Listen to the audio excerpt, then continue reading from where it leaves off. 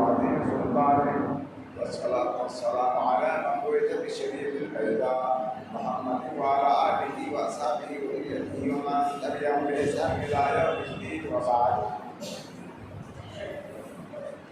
قال الله تعالى في القرآن المجيد والفرقان الحميد أفغير دين الله يبغون وله أسلم من في السماوات والأرض طوعا وكرها وإليه يرجعون.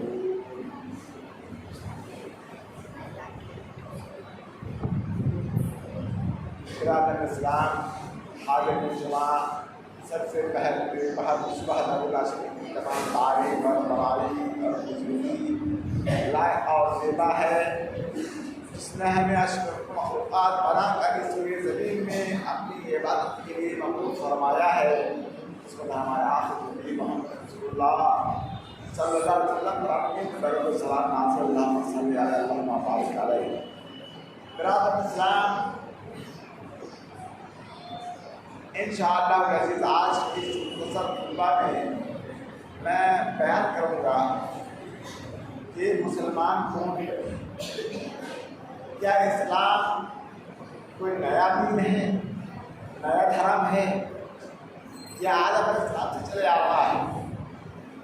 اس بارے میں تمام قرآن و حدیث کے نصوص، علماء کے اقوال اور اجماع اس بات پر ہے. اللہ تعالیٰ کا فیصلہ ہے کہ آدم سے لے کر محمد صلی اللہ علیہ وسلم تک کی تمام انبیاء کرام اور امتیں مسلمان تھیں، تمام کا نام مسلم تھا. ان لوگوں نے بعد میں اپنا نام الگ الگ رکھ لیا. یہودیوں نے اپنا نام یہودی رکھا، نصارہ نے اپنا نام نصارہ رکھا. لیکن قرآن میں کہیں بھی یہود کا نام کو نہیں دیا گیا، نصارہ کا نام نہیں دیا گیا، اسلام اللہ کا نام نہیں دیا. لیکن تمام کے تمام انبیاء کرام کا دین ایک تھا اور اسلام اور مسلمان. اللہ رب العالمین کا ارشاد ہے وَلَوْ أَسْلَمَ، اور پورے زمین میں، آسمان و زمین میں جتنی بھی مخلوقات ہیں یہ تمام کے تمام مسلمان ہیں، اللہ کے مطیع و فرما بردار ہیں. جیسا کہ اللہ رب العالمین کے ارشاد ہے وَلَهُ أَسْلَمَ مَن فِي السَّمَاوَاتِ وَالْأَرْضِ طَوْعًا وَكَرْهًا. یہ زمین میں، آسمانوں میں جتنی بھی مخلوقات ہیں، خواہ وہ فرشتے ہوں یا جن اور حیوانات، تمام کے تمام جانور، پرند تمام کے تمام اللہ کے لیے مسلمان ہیں، مسلم ہیں اور اللہ کے مطیع و فرما بردار ہیں. چاہتے ہوئے یا نہ چاہتے ہوئے، خوشی سے یا بیزاری سے تمام مسلمان ہیں اور اللہ ہی کی طرح ہم کو لوٹ کے جانا ہے. اسی طریقے سے اللہ رب العالمین کے ارشاد ہے وَمَنْ يَرْغَبُ عَنْ مِلَّةِ إِبْرَاهِيمَ إِلَّا مَنْ سَفِهَ نَفْسَهُ وَلَقَدِ اصْطَفَيْنَاهُ فِي الدُّنْيَا وَإِنَّهُ لَمِنَ الصَّالِحِينَ إِذْ قَالَ لِبَنِيهِ مَا تَعْبُدُونَ مِن بَعْدِي قَالُوا نَعْبُدُ إِلَٰهَكَ وَإِلَٰهَ آبَائِكَ إِبْرَاهِيمَ وإسماعيل وإسحاق إِلَٰهٌ وَاحِدٌ وَنَحْنُ لَهُ مُسْلِمُونَ. حضرت یعقوب علیہ السلام، حضرت ابراہیم علیہ السلام، حضرت اسحاق علیہ السلام، حضرت اسماعیل علیہ السلام، یہ تمام کے تمام کیا تھے؟ مسلمان تھے. وَنَحْنُ لَهُ مُسْلِمُونَ، ہم مسلمان ہیں. اسی طریقے سے حضرت ابراہیم کے بارے میں کہا جاتا ہے یہودی کہتے ہیں کہ وہ یہودی تھے، نصارہ کہتے ہیں کہ وہ نصارہ تھے. حتیٰ کہ سناتن دھرم والے کہتے ہیں کہ ابراہیم اور ابراہیم جو ہے وہ سناتنی تھے. دنیا میں جتنے بھی آسمانی ادیان ہیں تمام کے تمام دعویٰ کرتے ہیں کہ وہ انہیں میں سے تھے. لیکن اللہ رب العالمین تینوں جماعت کی ترغیب کرتے ہیں اور کہتے ہیں ما کان ابراہیم یہودیا ولا نصرانیا ولکن کان حنیفا مسلما ولم یکن من المشرکین. حضرت ابراہیم علیہ السلام یہودی نہیں تھے، حضرت ابراہیم علیہ السلام نصارا نہیں تھے، مشرک نہیں تھے، بت پرست نہیں تھے، بلکہ مسلمان اللہ کے فرما بردار بندہ تھے، مسلمان تھے، اللہ کے فرما بردار بندہ تھے، برگزیدہ نبی تھے، اولو العزم نبی تھے، نبیوں کے ان کے بعد تمام نبیوں کے والد تھے، تمام انہیں کے نسل سے تمام نبوت کا سلسلہ چلا محمد صلی اللہ علیہ وسلم تک۔ تو حضرت ابراہیم علیہ السلام یہودی کیا تھے تب؟ مسلم مسلمان تھے۔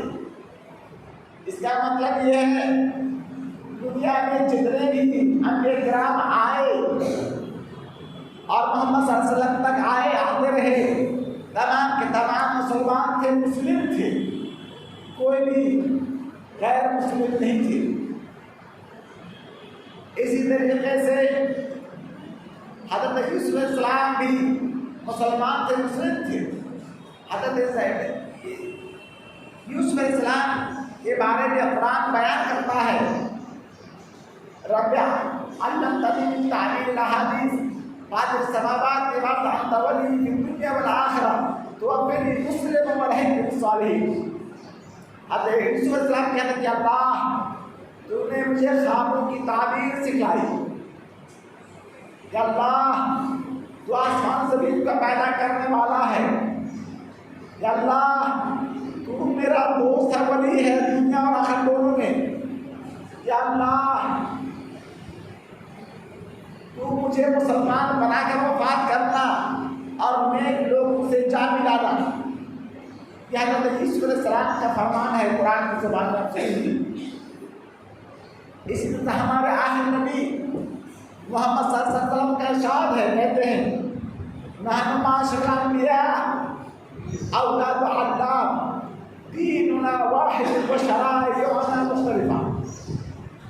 ہمارے آخر نبی محمد صلی اللہ علیہ وسلم کہتے ہیں کہ ہم نبیوں کی جماعت تمام کے تمام اللہ کی بھائی ہیں، سوتیلا بھائی ہیں۔ ہم تمام نبیوں کا دین ایک ہے، وہ اسلام، اور ہماری شریعتیں کچھ الگ الگ ہیں۔ روزہ میں، نماز میں، حج میں، زکوٰۃ میں کچھ فرق ہے۔ بقیہ لا الہ الا اللہ میں، وحدانیت میں، الوہیت میں، ربوبیت کا صفات میں ذرہ برابر میں کوئی فرق نہیں ہے۔ تمام انبیاء کرام کا دین ایک تھا اور وہ لوگ تمام کے تمام مسلمان تھے۔ اسی طریقے سے اللہ رب العالمین کا ارشاد ہے ان الدین عند اللہ الاسلام، جو معتبر دین اللہ رب العالمین کے نزدیک ہے وہ اسلام ہے۔ تو ہر نبی کے امتی میں سے جو ایمان لائے تھے، جو نیک تھے، صالح تھے، عمل کرنے والے تھے، ایمان لانے والے تھے، وہ تمام مسلمان تھے اور تمام کے تمام جنت میں جائیں گے۔ یہ اور بات ہے کہ جنت میں تمام جانے والے لوگوں میں سے 2/3 امت محمدیہ کے لوگ ہوں گے اور 1/3 میں تمام امتی لوگ ہوں گے۔ سبحان اللہ۔ اور اللہ رب العالمین کا ارشاد ہے وَمَنْ يَبْتَغِ غَيْرَ الْإِسْلَامِ دِينًا فَلَنْ يُقْبَلَ مِنْهُ فِي الْآخِرَةِ مِنَ الْخَاسِرِينَ۔ اور جو اسلام کے علاوہ کسی بھی دین کو تلاش کرے گا، عبادت کرنے کے لیے، زندگی گزارنے کے لیے سہارا لے گا، تو وہ ذلیل و خوار ہوگا، گھاٹا اٹھانے والوں میں سے ہوگا، ذلیل ہوگا، جنت ان کو نہیں ملے گی، جہنم سے نجات نہیں ملے گی۔ اسی طریقے سے اللہ رب العالمین کے ارشاد ہے مَن يُرِدِ اللَّهُ بِهِ خَيْرًا يُفَقِّهْهُ فِي الدِّينِ۔ اللہ جس کے ساتھ بھلائی کرنا چاہتا ہے، دین کی سمجھ بوجھ اور اس کو دیندار بناتا ہے، اور اللہ جس میں رضا کرتا ہے ان کو گمراہ کرتے ہیں، تو ان کے سینہ کو تنگ کر دیتے ہیں اور اٹھانے والوں میں سے اسی طریقے حدیث میں ہے، حدیث جبریل میں، اور حدیث میں کہ بنی الاسلام علی خمس، اسلام کی بنیاد 5 چیزوں پر ہے۔ سب سے پہلی چیز توحید، اللہ کو ایک ماننا، دوسری چیز نماز قائم کرنا، تیسری چیز سال بھر میں 1 مہینے کا روزہ رکھنا، چوتھی چیز زکوٰۃ، اور 5ویں چیز حج۔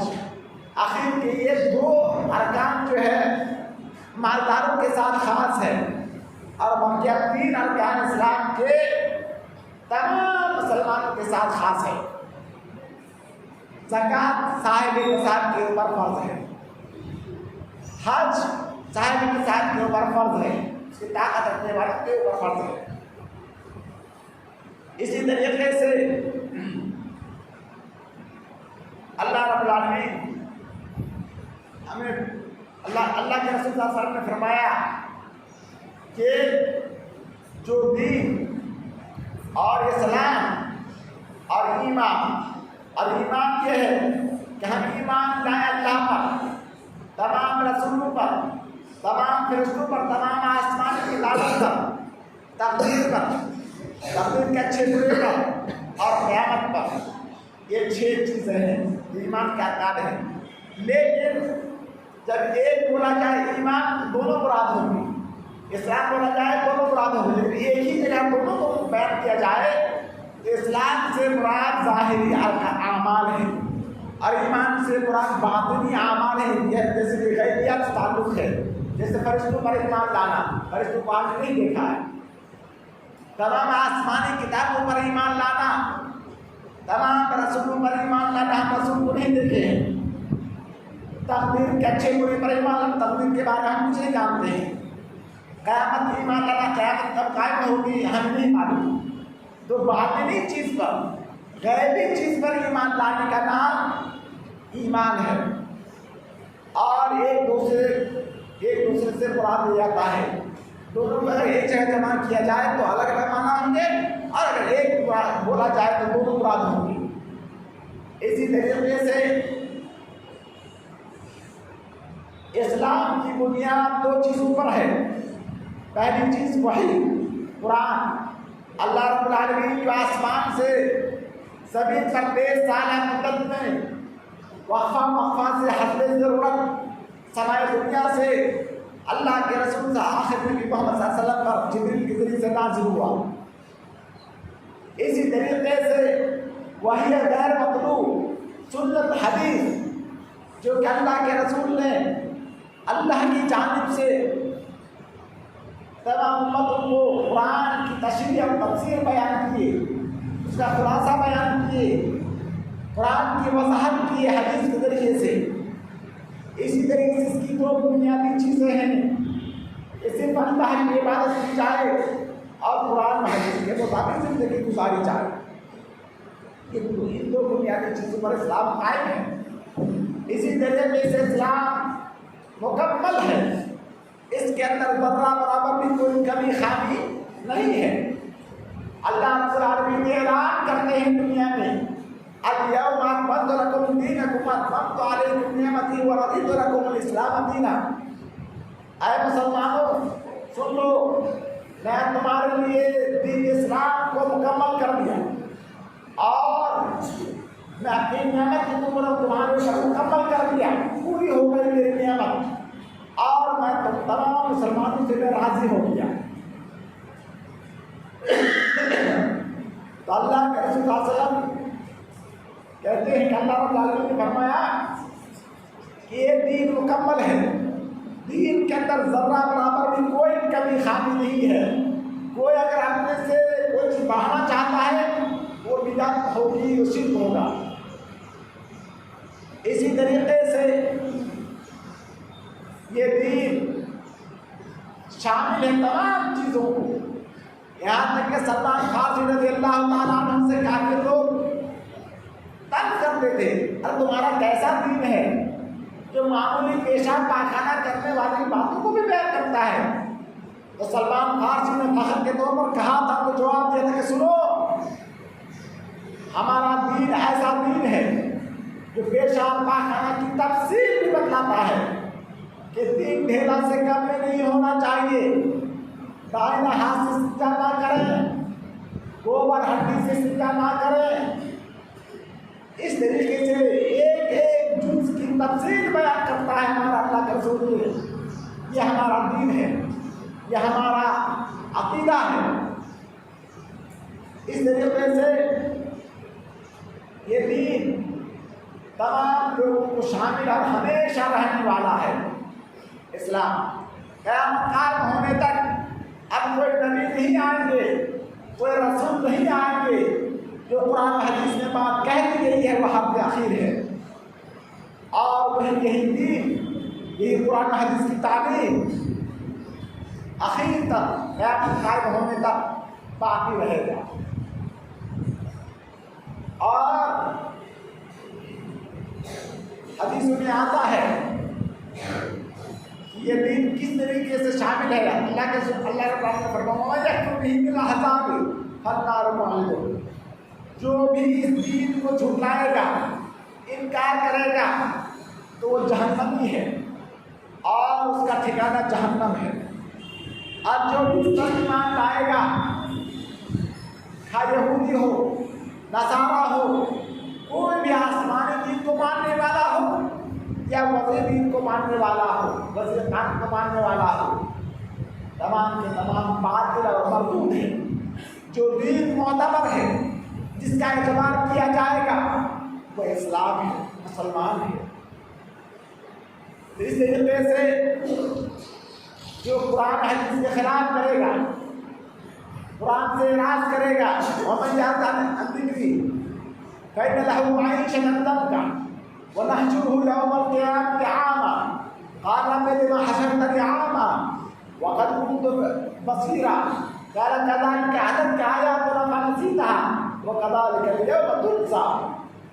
قیامت کے دن کافر لوگ بہت سارے لوگ کہیں گے یا اللہ میں تو دنیا میں آنکھ والا تھا، سب کچھ دیکھ رہا تھا، مجھے اندھا کر کے کیوں کھڑا کیا؟ میں نابینا کچھ دیکھ نہیں رہا۔ تو اللہ کہے گا کہ سنو، تمہارے پاس کوئی آیتیں آئی تھی، نشانیاں آئی تھی، رسول آیا تھا، علماء آئے تھے، مبلغین اور دعات آئے تھے، تم کو قرآن حدیث کی بات بتائے تھے، تم نے اس کو جھٹلا دیا تھا، تو آج تم اسی طریقے سے تم بھلا دیا جاؤ گے اور نابینا اور اندھا ہو کر رہو گے۔ اس طریقے سے اللہ کے رسول اللہ رب العالمین کا ارشاد ہے قرآن میں کہ ہمیں چاہیے کہ ہم قرآن حدیث کے مطابق زندگی گزاریں اور قرآن کو اپنا فیصلہ کرنے والی کتاب تسلیم کریں۔ وَمَن لَّمْ يَحْكُم بِمَا أَنزَلَ اللَّهُ فَأُولَٰئِكَ هُمُ الْفَاسِقُونَ۔ جو لوگ قرآن حدیث کے مطابق اپنی زندگی نہیں گزارنا چاہتے ہیں تو فاسق ہیں، فاجر ہیں۔ دوسری جگہ اللہ نے فرمایا وَمَن لَّمْ يَحْكُم بِمَا أَنزَلَ اللَّهُ فَأُولَٰئِكَ هُمُ الظَّالِمُونَ۔ جو قرآن حدیث کے مطابق زندگی نہیں گزارنا چاہتا ہے، ایسے لوگ ظالم ہیں۔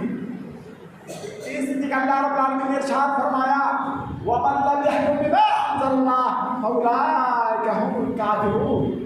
جو قرآن حدیث کے مطابق زندگی نہیں گزارنا چاہتے ہیں، دلوں کے اندر تنگی محسوس کر رہے ہیں قرآن حدیث کی وجہ سے، تو ایسے لوگ کافر ہیں۔ سبحان اللہ علیہ۔ 3 آیتوں میں 3 طرح کے القاب دیے۔ تینوں کا معنی شرک اور مشرک ہے، کافر، ظالم، فاسق۔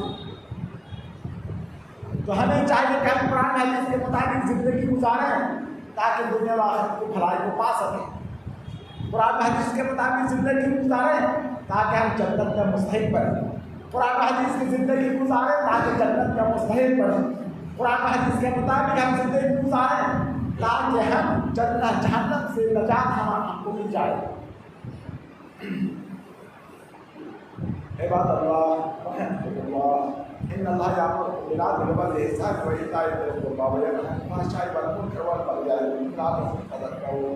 اذکروا اللہ یذکرکم وادعوہ یستجب لکم ولذکر اللہ اکبر وما اکبر۔